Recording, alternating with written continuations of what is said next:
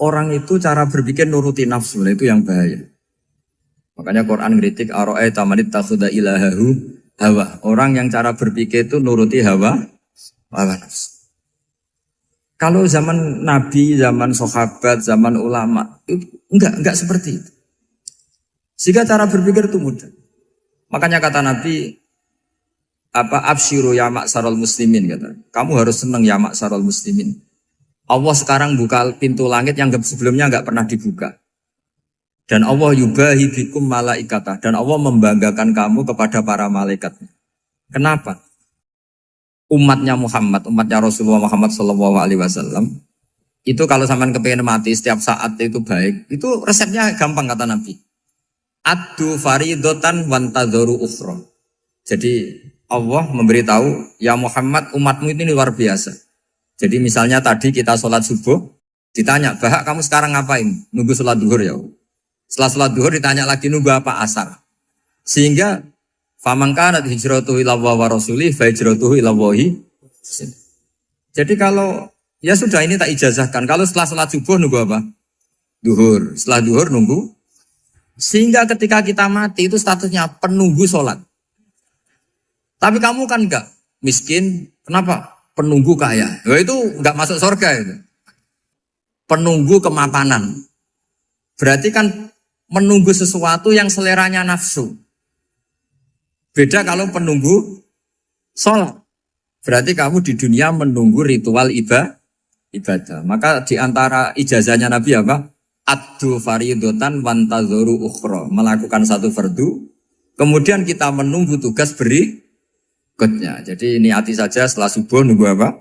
Duhur. Setelah duhur, meskipun kita di perapatan. Apa? Nunggu asar. Ya. Tapi ya asar betul. Jangan nunggu tok pas asar. Enggak. Jadi sebetulnya umat ini gampang sekali.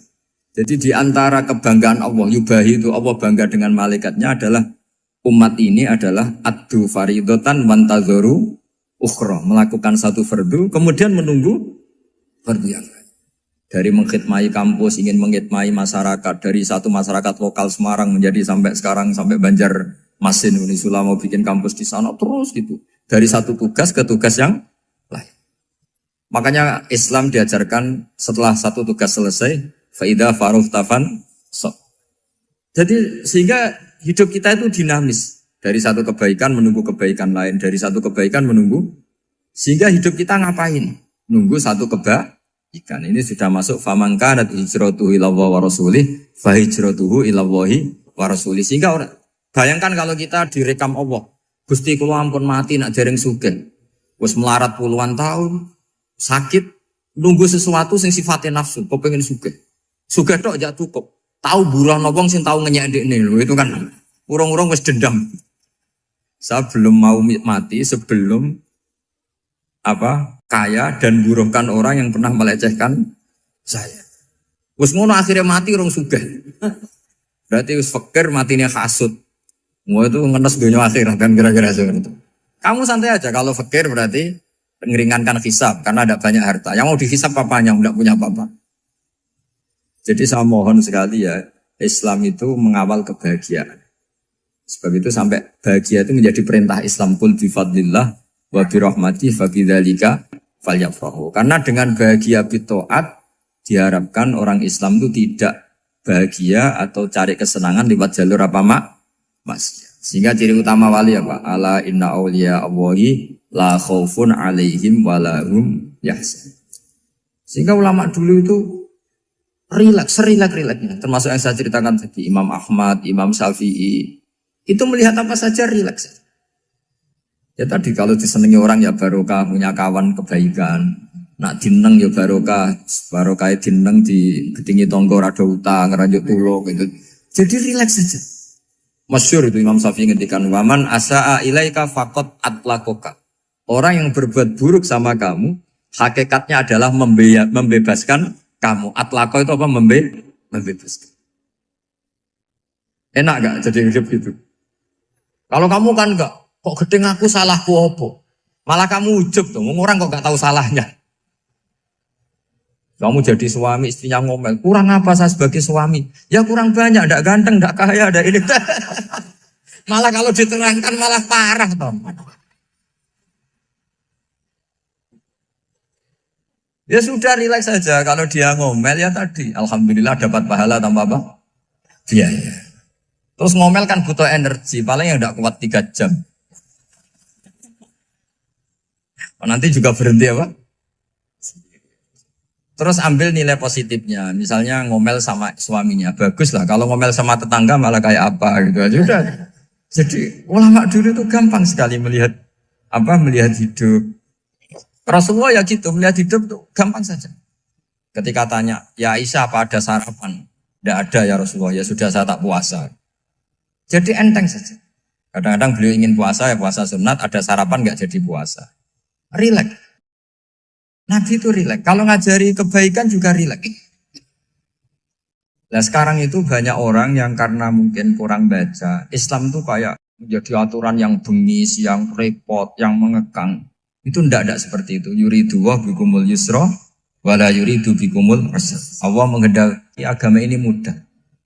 Sehingga ada sahabat di Imami Mu'ad itu baca Baqarah. Sahabat ini pekerja petani, mufarokoh ditinggal. Ketika Mu'ad lapor, ya Rasulullah ini ada orang munafik, tengah-tengah sholat mufarokoh saya ditinggal. Yang disalahin itu tidak yang ninggal tapi Mu'ad. Afattanun anta ya Mu'ad, kami itu tukang fitnah. Masa ngimami petani pakai surat Baqarah? Jadi yang disalahkan ini imamnya. Kalau kamu jadi imam, sholatnya ya yang cepat. Makanya terus banyak orang kecepatan karena tadi. Jadi Nabi itu enteng sekali. Jadi apa ya? Nabi itu beda dengan yang kita bayangkan beda. Nabi pernah ngaji di masjid, kemudian ada tetangga lewat pakai cangkul ke kebun. Semua sahabat gerutu. Ini orang tidak benar. Ada Nabi ngaji ditinggal saja ke kebun tidak ikut ngaji. Jawabannya Nabi tidak. Itu bagus itu ikut sunnah saya. Kenapa ya Rasulullah? Dia kerja artinya nyari halal. Dan untuk menghidupi keluarganya itu juga ajaran saya.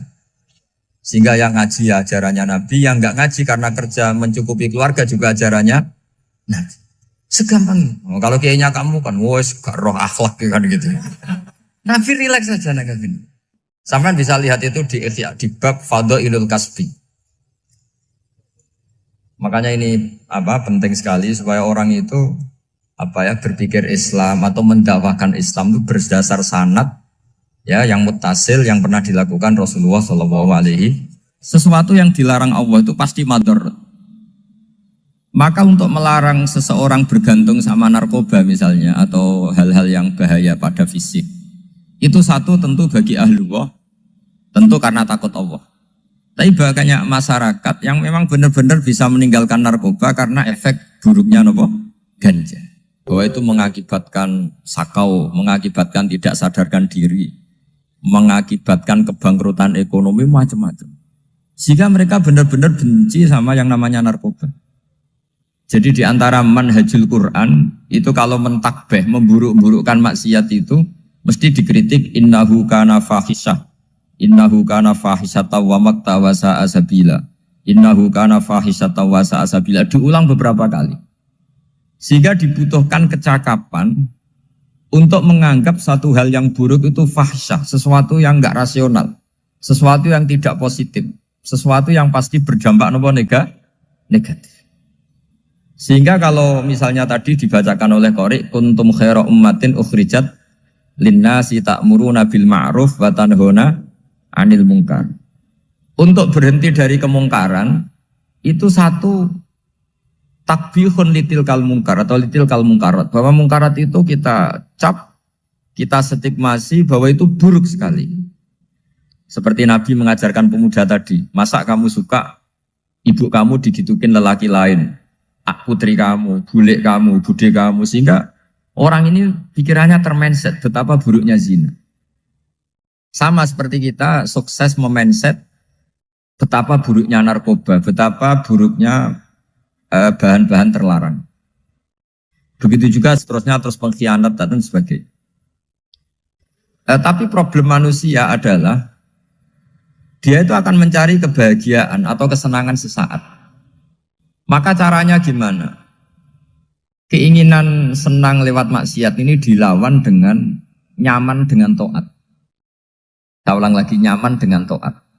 Sehingga ulama dulu punya kalimatul munajat, artinya kalimat hubungan pribadi sama Allah yang menjadikan orang itu nyaman. Dan ini yang diajarkan kitab-kitab tasawuf. Kitab tasawuf itu sukses mengajarkan melihat alam raya ini semuanya nyaman, termasuk yang mengecewakan. Itu dianggap nyaman. Saya berkali-kali mengajarkan ilmu ini karena ini musalsal ila Rasulillah SAW. Itu pernah suatu saat Imam Ahmad itu dipanggil sama tetangganya, anak muda. Tentu Imam Ahmad ini orang yang sangat soleh, sangat waroi, sangat tunduk sama perintahnya Allah dan Rasul. Pemuda tadi manggil, ya Ahmad, datang ke rumah saya. Imam Ahmad datang. Setelah sampai ke pemuda tadi, sudah pulang lagi, saya tidak butuh kamu. Pulang lagi. Setelah sampai rumah dipanggil lagi, ya Ahmad, datang lagi. Datang lagi. Oh, saya tidak jadi butuh, pulang lagi. Sampai 3 kali. Dan itu perangai ekspresi Imam Ahmad itu, atau ulama lain yang sesoleh beliau, itu nyaman, indah. Beliau tetap senyum-senyum, nyaman.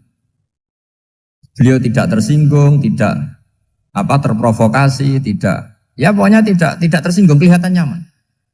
Lama-lama pemuda ini terus tanya, ya Ahmad, kamu saya perlakukan seperti ini kok tidak tersinggung? Kamu senyum-senyum saja, happy-happy saja. Jawabnya Imam Ahmad itu unik. Wahai pemuda, saya kamu panggil itu senang sekali. Karena kata Nabi, kalau kamu iman dengan Allah dan Rasul, maka hormatilah tetangga. Jadi saya senang. Karena nuruti perintah Allah untuk menghormati tetangga. Jadi tidak ada urusannya dengan kamu. Kagetnya kayak apa? Jadi dipanggil tetangga ya senang karena melakukan perintahnya Allah dan Rasul, yaitu ikramul jar, fal yukrim jarum. Disuruh pulang, kamu ingin saya pulang, ya saya pulang. Disuruh datang, ya saya datang. Jadi saya tidak tersinggung, saya tidak ada urusan dengan kamu. Urusan saya dengan Allah Subhanahu wa Ta'ala. Itu kalau bapak-bapak istrinya ngomel terus sabar itu ya bagus. Saya tidak punya urusan. Kalau kamu terprovokasi oleh istri, berarti kamu didikte oleh makhluk. Masa seorang rektor didikte makhluk? Kan tidak keren. Apalagi seorang habib didikte makhluk, kan tidak keren. Yang bisa mendikte kita hanya Allah Subhanahu wa Ta'ala. Dan Allah mendikte kita, mengajarkan kita wa ashiruhunna bil ma'ruf fa in karihtuhunna fa asa an takrahu shay'an wa yaj'alallahu fi khairan katsira. Jadi cara melihat istri kita bawel gitu atau cerewet, alhamdulillah ini ada pahala tanpa modal, cukup sabar. Kalau istri kamu sedang mesra, malah mintanya ke mall, malah biayanya tinggi. Murah mana? Dapat pahala dimarahin sama saat mesra minta ke mall. Milih yang pertama kan? Nah ya itu tidak usah modal. Ya gitu aja. Jadi kalau istri sedang marah, bawel, anggap saja ini rezeki. Dapat pahala tanpa apa?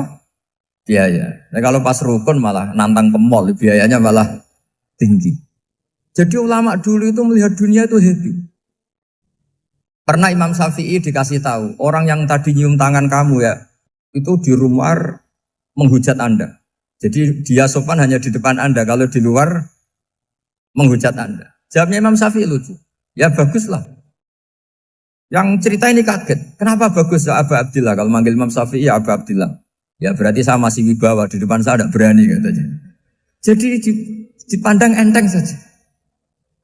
Jadi kalau kamu di depan kamu istri kamu tidak berani belanja, tidak ada kamu belanja banyak, anggap saja Anda wibawa. Jadi enteng saja. Pernah Imam Syafi'i dikasih tahu, separuh dari kampung Anda itu gak suka kamu. Ya baguslah. Kenapa? Oh nak rukun malah bakal utang katanya gitu. Kira-kira yang utang tuh yang rukun apa yang neng-nengan? Yang rukun. Jadi enteng saja. Masyhur itu makalahnya Imam Syafi'i. Waman asa'a ilaika faqad atlaqaka. Orang yang berbuat buruk sama kamu berarti membebaskan kamu. Kalau saya sedang nenengan sama Habib Hasan Toha Putra, beliau naik Alphard gak nawarin saya sah karena baru nenengan. Tapi kalau sedang rukun malah harus repot mana? Rukun sama ndak rukun? Repot rukun sebetulnya. Jadi Imam Syafi'i itu happy saja. Kalau sedang rukun sama tetangga ya dianggap rukun itu satu kenikmatan. Sedang ndak rukun ya dianggap satu kenikmatan.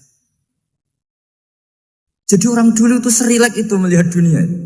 Kalau kita kan enggak, ego. Wah saya ini suami kok dimarahin istri. Wah ini egonya bangkit. Padahal egonya bangkit itu ada kebodohan di situ. Yaitu seorang rektor didikte seorang istri, seorang makhluk. Apalagi kalau Anda daftar wali itu tidak akan jadi wali. Ini wali kok tunduk sama makhluk. Karena didikte apa? Makhluk. Maka Imam Ahmad ketika tetangganya bully gitu ya santai saja, beliau happy. Ketika pemuda tadi iskal janggal, kenapa kamu gak tersinggung ya Ahmad? Memangnya saya harus tersinggung gimana? Kan tak panggil tidak jadi, tak panggil tidak jadi.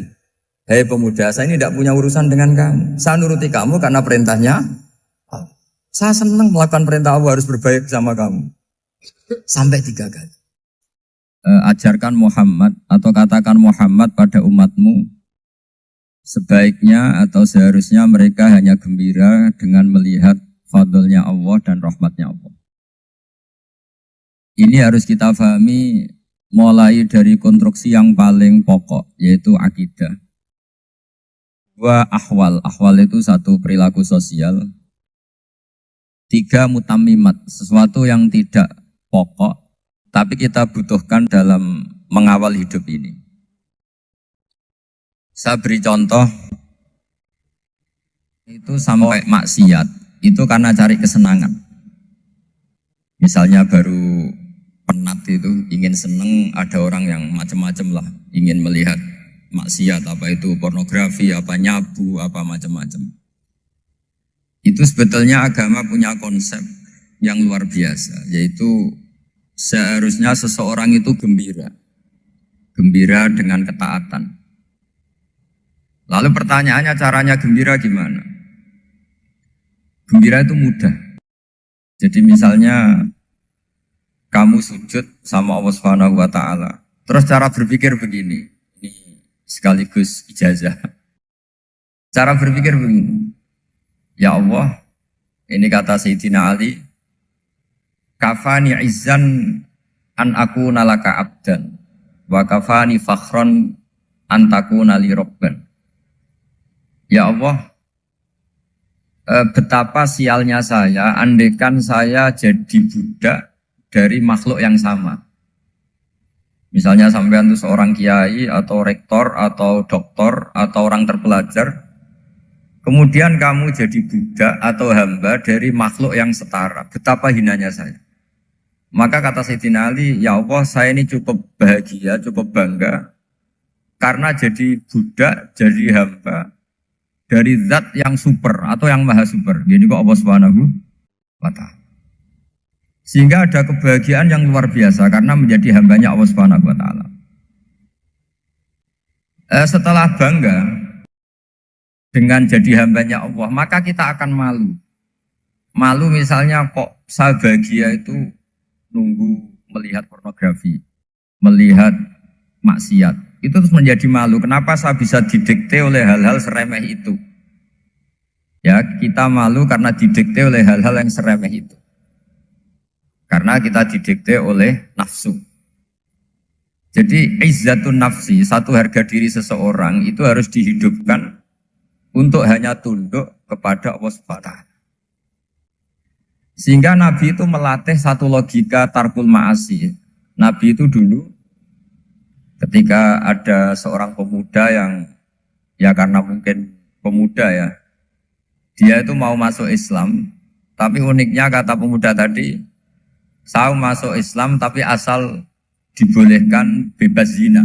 Jadi ini agak sableng gitu. Jadi mau masuk Islam syaratnya dibolehkan apa? Zina atau free sex gitu. Karena orangnya agak hiper. Itu Nabi tidak langsung mengancam dengan neraka enggak. Ketika mau pamit gitu semua sahabat melarang. Mah itu jangan, kamu jangan suan Nabi, itu permintaan yang enggak masuk akal. Setelah lama ditahan terjadi kegaduhan di masjid, Nabi dengar itu ada apa itu? Itu ada pemuda yang mau masuk Islam tapi yasta'dzinuhu fi zina. Tapi mereka minta izin Nabi untuk tetap boleh zina. Kata Nabi, pemuda itu suruh masuk, suruh menghadap saya. Ketika menghadap Nabi, saya ulang lagi ketika menghadap Nabi, Nabi mengajarinya itu luar biasa. Nabi tidak langsung mengancam dengan neraka atau dengan azab tunda. Tapi kata Nabi, Atau hibbuhu li ummik. Kamu suka kalau ibu kamu itu jadi demenannya orang banyak. Pondok ya Nabi. Yang demen ibu saya tak bacok kan. Karena ini ya agak preman, di mana-mana orang nakal agak preman. Terus atau hibbuhu li bintik. Kamu suka kalau putri kamu ya digitukan orang-orang. Oh ya enggak Nabi, yang gitukan putri saya tak bacok. Atau hibbuhu li kholatik. Kamu suka kalau bule kamu digitukan. Atau hibbuhu li ammatik. Kamu suka kalau saudara bapak kamu digitukan. Nabi itu mengeset ya. Cara sekarang itu cuci otak mungkin. Nabi itu meluruskan otaknya anak muda itu. Betapa buruknya zina. Cara bahasa Arab ditakbih. Betapa buruknya zina. Kamu suka kalau korbannya ibu kamu, putri kamu, bude kamu, bule kamu. Sehingga orang itu matur ya hasbuka ya Rasulullah, ini sudah cukup. Saya tidak pernah melihat sesuatu seburuk zina. Jadi fa'al qawwa fi qalbihi bughdha zina. Kemudian Allah meletakkan di hatinya, menanamkan benci zina. Sehingga akhirnya pemuda tadi menjadi iffah, menjadi menghindari zina. Artinya begini ya, ini mungkin yang lolos dari para kita sebagai dai, kita tidak belajar banyak tarbiyahnya Rasulullah Shallallahu Alaihi Wasallam. Jadi kalau kita benci maksiat, itu jangan hanya ditakhdir, ditakutkan neraka itu enggak. Jangan hanya itu. Tapi di logika. Jadi kalau kita menghindari maksiat, itu selain karena takut azab, itu ada logika. Ada rangkaian pikiran yang menjadikan kita anti satu perbuatan apa maksiat. Jadi misalnya gini ya, kira-kira ginilah kalau contoh gampang itu. Ada orang gitu ya, nyanyi dengan pakaian yang mungkin pornografi gitu. Mungkin pemuda-pemuda ingin melihat itu, tapi bisa diobati gini. Kok enak dekne mergawe kok tak bayar ya, aku kehilangan duit. Meskipun dengan logika yang agak serampangan, yang penting menjadi kita ini punya harga diri untuk tidak tergantung hal-hal seperti itu. Sehingga Nabi itu cara menggambarkan tadi mulai atau hibbuhu li ummak, kalau ibu kamu jadi demenannya orang lain. Pemuda tadi bilang yang demen ibu saya mau saya bunuh. Ditambah lagi atau hibbuhu li bintik. Bagaimana kalau korbannya putri kamu, bule kamu, bude kamu. Sehingga terus si pemuda tadi betapa buruknya zina. Betapa murahnya zina. Akhirnya pemuda tadi al-qawwa fi qalbi bughdha zina. Terus kemudian pemuda tadi itu sangat membenci dengan apa? Berzina. Nah, pikiran-pikiran seperti ini harus kita tanamkan. Harus kita tanamkan supaya orang itu benci melakukan maksiat. Karena satu memang takut suhtullah, takut dibendu Allah atau dibenci Allah. Dua memang logika kita mengarahkan tidak maksiat. Saya beri contoh ya betapa pentingnya mindset ya, cara berpikir. Orang itu menjadi kikir itu karena nganggap hidup itu lama dan uang itu penting. Kalau zaman Nabi itu sederhana kalau melihat hidup ini. Pernah suatu saat Nabi itu punya jatah makan karena Nabi itu hidupnya juga pas-pasan. Jadi Nabi itu unik. Beliau di satu sisi kaya raya, bisa ngurmat Abu Hurairah, Ammar, Suhaib. Ashabu Sufa itu dirawat Nabi semua. Itu kan kaya, bisa merawat sekian orang. Tapi di sisi yang lain untuk pribadinya beliau miskin. Kadang nggak bisa makan hari itu. Tapi di saat yang sama bisa merawat Ahlus Sufa. Jadi keliru kalau orang hanya cerita Nabi itu miskin, untuk makan dirinya aja susah. Itu keliru. Kelirunya kalau tidak diteruskan, tapi Nabi mampu menghidupi Ahlus Sufa. Singkat cerita jatah makannya Nabi itu dikasihkan orang ketika Nabi tanya, ya Aisyah, makanan jatah saya di mana? Oh ya Rasulullah, tadi ada orang minta tak kasihkan, maka makanan itu habis. Apa kata Nabi? Kamu salah Aisyah. Yang kamu kasihkan itu justru yang masih. Ya yang kamu kasihkan itu justru yang masih. Sehingga Nabi menganggap, makanya Nabi terus ngendikan. Ya kalau mukhatabnya lelaki ya kira-kira begini. Wahallaka min malika illa ma akalta fa'afnaita walabista fa'ablaita. Terus tanya, watasoddaqta fa'abqaita, kata Nabi. Harta kamu ya kamu makan, kemudian ke WC, jadi kotoran, atau punya pakaian mewah, nanti rusak. Watasoddaqta fa'abqaita. Ada yang kamu sedekahkan, yaitu yang abadi sampai akhir. Sehingga banyak pengusaha yang mencintai saya setelah tak ajari hadis itu. Misalnya punya uang 1 miliar karena dia spekulan atau pedagang rawan bangkrut, disedekahkan ke masjid 50 juta, yaitu yang abadi. Jadi kalau suatu saat bangkrut, dia masih punya uang 50 juta di akhirat. Jadi Nabi itu mengajari sedekah itu apa? Ya sedekah itu pengabadian uang. Kalau kita kan enggak, bilang sedekah itu nguras uang. Itu pikirannya setan, dan pikirannya orang Islam. Itu cara berpikir setan, bukan cara berpikir umat apa. Sehingga Sayyid Ali Zainal Abidin itu kalau ada orang minta, kemudian beliau ngasih, itu beliau bilang gini, marhaban biman hamala zati ilal akhirah. Matur nuwun nggih jenengan sing beto sangu kula nate. Jadi dianggap teller saja. Orang yang minta uang beliau itu dianggap tukang nyatet bank ini. Karena sudah ditabungkan. Ya sudah. Kalau kita kan enggak, wah pengemis tuh ganggu gini-gini. Kecuali pengemis profesi ya mungkin kita agak-agak enak. Pada zaman akhir tuh ada pengemis apa? Profesi. Jadi repot teman. Terus tak beri contoh lagi kebahagiaan ketika kita milih Islam moderat. Islam kita diajarkan guru-guru kita, utamanya oleh guru kita Mbah Maimun. Saya juga sering ketemu beberapa ulama dunia, termasuk Habib Umar. Saya juga ikut sowan ke sini pas beliau sama Habib ini Hasan Toha Putra di sini sama orang-orang moderat. Itu cara berpikir juga luar biasa indah. Beliau pernah cerita ya, beberapa ulama lah, banyak yang cerita itu. Saya pernah diceritani seorang alim ketika ada orang ekstremis itu mau ngebom di tempat maksiat. Kebetulan yang maksiat itu kebanyakan ya orang Islam. Karena di negara yang mayoritas Islam. Ditanya sama Syekh Sa'rawi itu.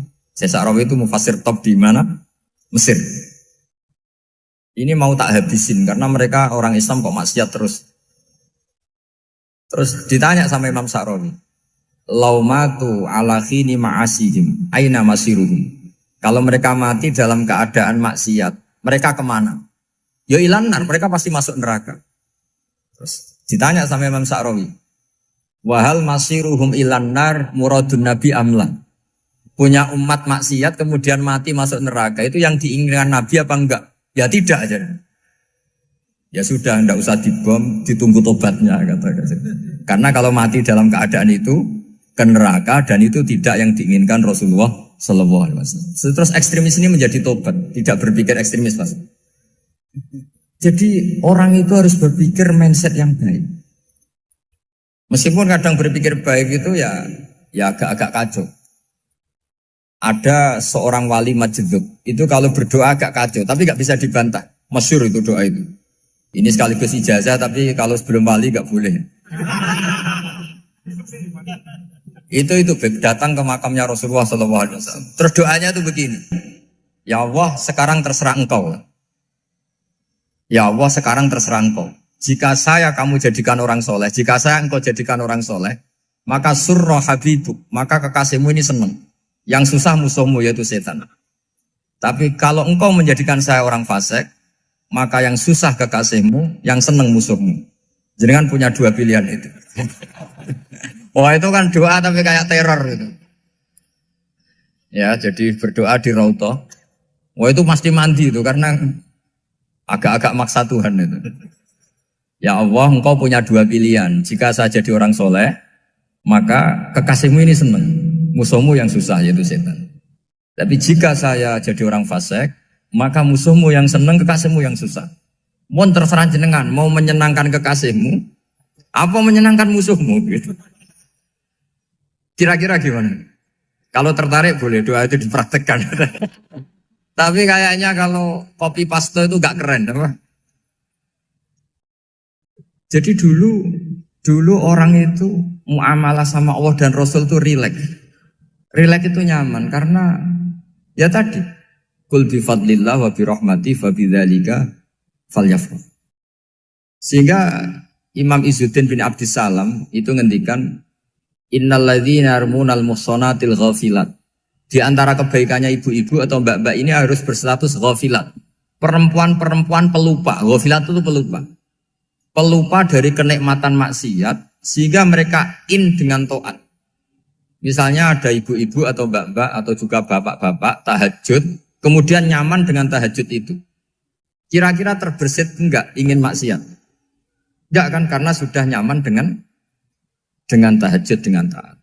Maka dibutuhkan kenyamanan dalam beribadah. Sebab itu ala bidzikrillahi tatmainnul qulub.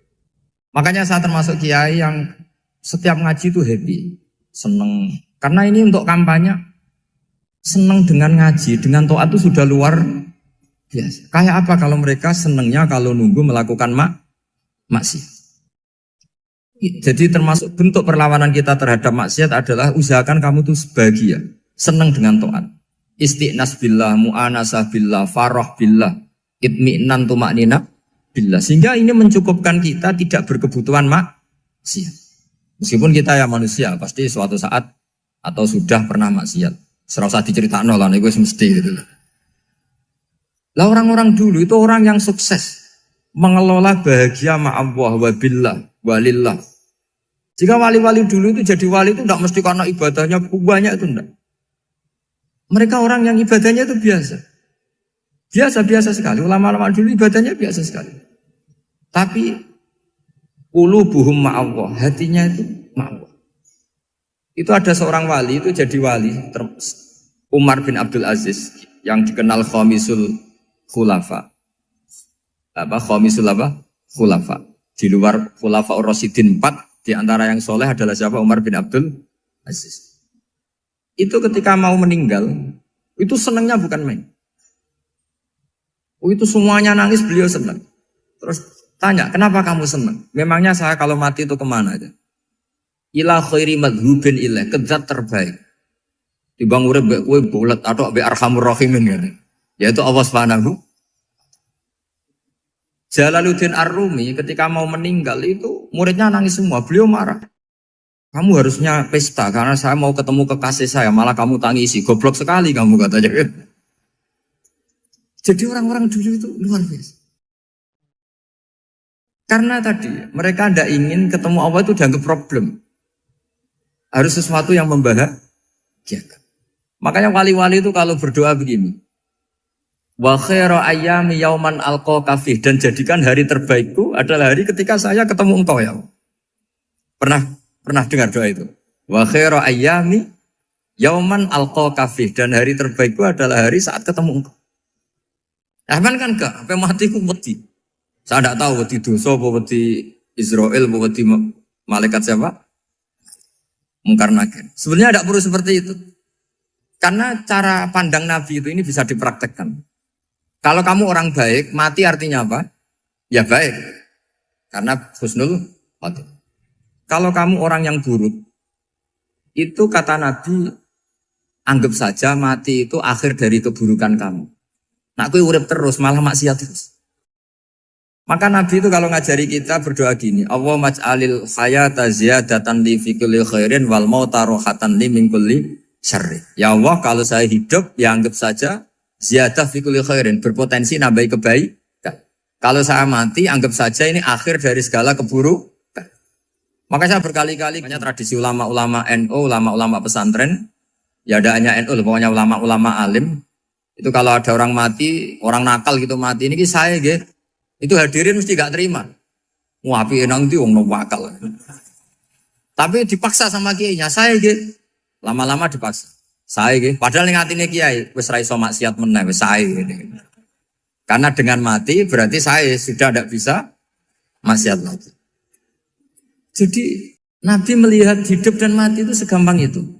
Kalau al-hayata ziyadatan li fi kulli khairin wal mauta rohatan li min kulli syarr. Coba kita ke depan itu kan ada potensi zina, potensi korupsi, potensi maksiat. Yang bisa menghentikan potensi itu apa coba? Mati ya, udah pinter ya. Sudah maju berarti. Berani mati?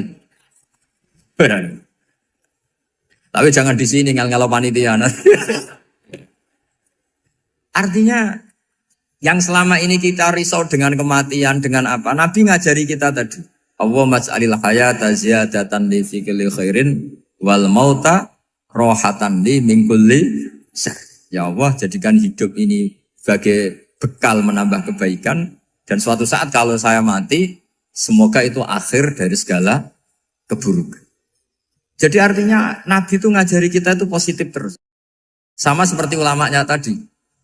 Nak lagi rukun mbek tonggo ya sanggep ae kanca keapian. Nak nenengan ben ra utang ngoten. Dadi pokoknya penak terus itu. Nak bojo lagi ngamuk alhamdulillah gak ngajak blonjo. Nak pas rukun ya alhamdulillah kok lagi rukun. Jadi gampang semua. Makanya ada seorang alim itu ngendikan begini, ada yang tanya.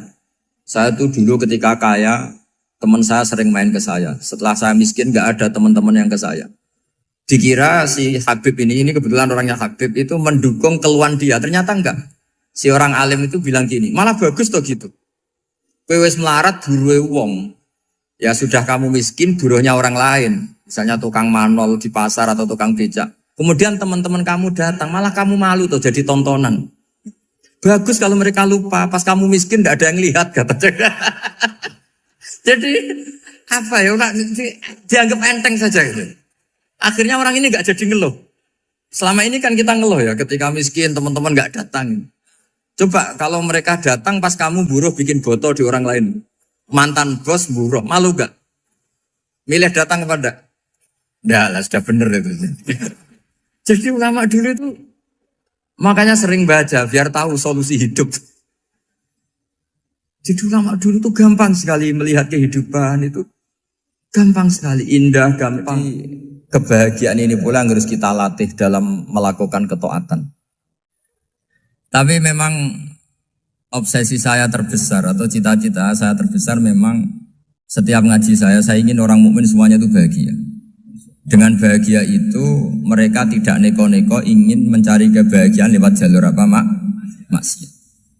Sehingga dalam konstitusi ulama yang ditulis di kitab-kitab usul fikih, dan itu kitab yang saya kaji, selalu saya kaji, itu membela-bela sesuatu yang mubah itu sampai luar biasa.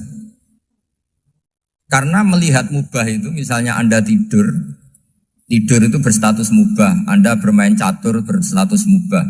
Anda rileks sama teman jagongan semalam dengan teman rektor atau dosen atau yayasan itu, melihatnya bukan mubah, tapi tarkul maksiyah. Misalnya saya semalaman asik musamarah itu jagongan malam sama Habib Toha Al-Munawwar. Itu awang hitungnya bukan, wah ini jagongan ngalor ngidul tidak penting tuh enggak. Malam itu bahak tidak ke dugem, tidak ke tempat maksiat. Sehingga ada ulama yang mengatakan mubah itu enggak ada. Saya ulang lagi, mubah itu enggak ada. Kan umumnya ulama bagikan wajib, ya kan, haram gitu. Terus diantaranya mubah, sunat, makruh. Ada ulama yang mengatakan mubah itu enggak ada. Kenapa? Logikanya begini, itsma min mubahin illa wa yatahaqqaqu bihi tarku haramimma. Karena tidak ada mubah yang Anda lakukan kecuali saat itu pasti ditinggalkannya sebuah keharaman. Misalnya Anda sedang jagungan sama istri di luar, di rumah, asik di rumah semalaman. Mungkin bahas hal-hal yang ringan. Mungkin melihat sinetron atau apa yang ringan. Tapi di situ terjadi Anda meninggalkan ke tempat-tempat maksiat. Sekarang ninggal maksiat itu wajib apa mubah? Wajib. Padahal Anda sedang melakukanmu. Nah itu dicatat oleh Allah itu tarkul haram, meninggalkan keharam. Jika masyhur dalam cerita wali-wali itu, Abu Yazid yang seperti itu ibadahnya pernah tanya, ya Allah lalu yang makomnya orang seperti saya siapa? Karena beliau semalaman ibadah terus. Sama Allah dijawab, ya yang tidur di pinggir kamu itu. Abu Yazid, loh kok bisa ya Allah? Dia kan tidur terus. Ya kan dia tidur berarti meninggalkan keharaman. Ngomong sing potongan tukang maksiat itu apik turu apik melek kira-kira. Apik turu. Timbang sama nak melek pola wis turu ae kira-kira gitu. Jadi enggak usah dipaksa tahajud, dipaksa qiyamul lail itu. Iya kalau qiyamul lail. Kalau dapat informasi, ke sini ikut saya terus katut kan repot. Jadi perlawanan terhadap maksiat itu sebetulnya gampang dalam Islam karena tadi nggak ada sesuatu yang mubah kecuali saat dilakukan berakibat meninggalkan keharaman. Mudah sekali. Jika banyak orang jadi wali itu karena melakukan mubah. Itu ada orang jadi wali itu karena sering makan. Ya makan-makan biasa itu. Karena ketika makan, ya Allah, betapa doifnya saya. Katanya saya presiden, katanya saya rektor, saya kiai. Ternyata kalau nggak makan tuh lemes. Apa hebatnya makhluk yang bergantung makhluk yang lain, yaitu makanan. Nah karena seperti itu terus dia al-laja ilallah, terus dia sungkeman ning Allah. Betapa lemahnya saya. Sebab itu ketika Quran mengkritik dan dengan tanda kutip kemungkinan Tuhannya Isa bin Maryam, itu ngeritiknya sederhana Quran itu. Mal masih ibnu Maryam illa rasul qad khalas min qablihir rusul wa ummuhu siddiqah kana yaqulanit ta'am. Isa itu tidak Tuhan, wong dia makan. Kamu kebayang enggak misalnya punya Tuhan, wah tadi Tuhan mampir ke rumah saya, dia lemes. Setelah tak kasih makan sehat lagi gitu. Itu kan enggak kebayang. Tapi Tuhan marung di rumah saya, lemes tak gratisin, kayaknya enggak punya uang gitu. Setelah makan wah gairah lagi. Kebayang enggak punya Tuhan seperti itu. Sehingga Quran kalau gojlok sederhana, karena yakulanit ta'am. Sehingga wali-wali itu kalau makan itu sadar lemahnya dirinya, betapa dirinya tergantung makanan. Sesuatu yang tergantung itu artinya tidak hebat, tidak Tuhan. Jadi untuk menjadi wali, untuk menjadi dapat ridhonya Allah itu sebenarnya sederhana. Termasuk ada cara jadi wali yang agak kacau, tapi ini ya benar, asal niatnya benar. Misalnya Unisula besar, ya kurang besar lagi. Kita sudah punya uang, kurang banyak uang lagi. Itu Nabi Ayub, itu kan seorang nabi. Pernah diuji, oh ini ada di Sahih Bukhari. Nanti kamu tanya, hadisnya Sahih enggak? Ini ada di Sahih Bukhari. Kadang orang kota itu aneh. Enggak ahli hadis tapi tanya, Sahih enggak? Padahal andai kan dibodohi Sahih, ya ngandel saja. Jadi kadang ya aneh. Oh enggak tahu kok tanya. Itu Nabi Ayub itu sudah kaya, pas itu sudah kaya. Bukan cerita yang masih miskin, memang sudah kaya. Beliau di kamar dihinggapin satu belalang dari emas. Setelah belalang itu dikejar, ternyata yang jenis itu banyak, semuanya dari emas. Ngambil sana sini, ini yang kesak ini dipenuhin, saku ini dipenuhin, sampai banyak. Sama Allah digojlok, kamu itu Nabi saya, kenapa kamu mengumpulkan harta sebanyak itu? Kamu itu Nabi saya kok rakus? Jawabannya Nabi, ya Allah, siapa yang bisa kenyang dari rahmatmu? Ya, jadi kalau kamu punya uang 1 miliar, kok ingin 1 miliar 100, ingin 1 miliar 200, itu cara ngitung bukan uang. Ya Allah, siapa yang bisa kenyang dari rahmatmu? Karena rahmat Allah tidak terbatas, sudah Gusti tenang saja. Meskipun saya gini, rahmat Anda tidak akan habis. Sehingga waroi ada ilmunya, tomak juga ada ilmunya. Termasuk rakus itu juga ada ilmunya. Misalnya begini, ini contoh rakus yang ada ilmunya begini. Ini saya beri contoh. Mungkin yang boleh niru orang-orang soleh, kalau nggak soleh jangan. Imam Syafi'i ini cerita nyata. Imam Syafi'i itu dulu ketika ngaji masih muda itu nggak suka sama guru yang kaya. Kebetulan dia punya guru miskin terus. Namanya Sufyan As-Tsauri, itu miskinnya Masya Allah. Sufyan bin Uyainah juga miskin. Jadi dia miskin, punya guru miskin terus. Sehingga idolanya ya sama guru-guru yang miskin. Suatu saat guru-guru ini menyarankan dia ngaji Imam Malik. Imam Malik itu kaya raya. Itu babutnya Imam Malik, kalau diinjek itu mata kakinya tidak kelihatan, saking halusnya. Kalah, Indonesia kalah. Imam Malik itu gaya. Kalau ngaji di kursi tinggi terus pakai bukhur itu, pakai dupa Arab yang mahal. Pokoknya mewah kali Imam Malik. Terus dia mulai ini kiai kok kaya. Kemudian setelah beliau alim tanya, saya harus ngaji siapa setelah ilmu jenengan habis kira-kira gitu. Kata Imam Malik, sudah kamu tidak usah perlu ngaji saya, kamu sudah alim alama. Terus Imam Malik datang ke Baki. Zaman itu Baki itu semacam kayak rentalan ya, semacam Grab lah kalau dulu. Mana kafilah yang mau ke Irak? Ya sudah terus, oh kita mau ke Irak. Ini antar ke Muhammad bin Hasan As-Syaibani. Itu dibiayai sama Imam Malik. Grabnya ya dibayarin, itu kafilahnya itu ya dibayarin. Imam Syafi'i disangoni surrotan min dhahabin. Jadi satu kepes uang dikasihkan. Itu pernah tak hitung semurah-murahnya itu sekitar 60 juta.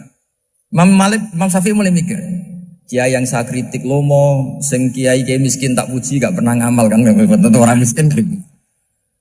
Setelah datang ke Muhammad bin Hasan As-Syaibani, beliau itu pakar usul fikih, muridnya Abu Hanifah. Beliau al-usuli, pakar usul fikih.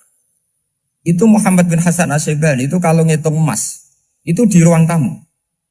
Uangnya miliaran, emasnya banyak. Dari kota ini dipindah ke kota ini. Mas, kalau ngitung di ruang tamu. Bukan di kamar, di ruang tamu. Imam Syafi'i tambah kaget.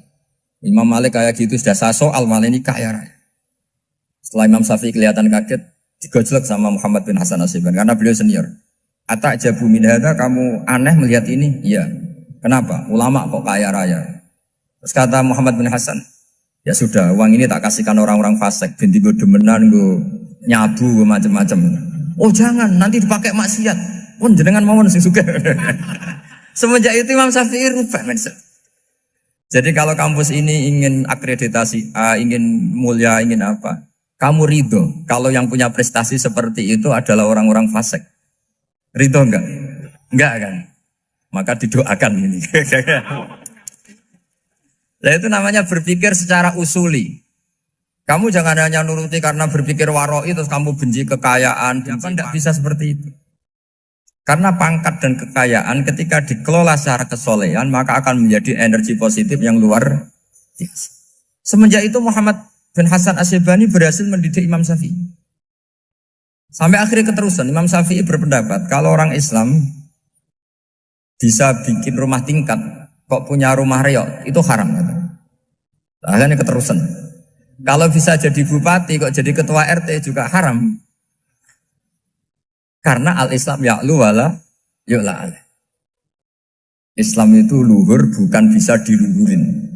Sehingga rata-rata orang Syafi'iyah termasuk kiai-kiai Indonesia itu rata-rata ya agak-agak politikus. Ya agak-agak kedonyan, mungkin sebagian kedonyan tenan gitu. Karena gak ridho gitu loh. Kalau kesempatan itu dikuasai orang fasik kemudian menjadi kekuatan maksi. Coba kalau bupati itu orang yang fasik. Kemudian programnya supaya rakyat seneng semalaman dangdutan yang purno misalnya. Supaya rakyat seneng dibolehkan dugem, dibolehkan judi. Tapi kalau yang jabat orang soleh kan ada beberapa perda yang menolak penyakit apa? Masyarakat. Jadi kamu jangan melihat bahwa kepangkatan ini hanya sebagai alat korupsi, alat otoriter, enggak.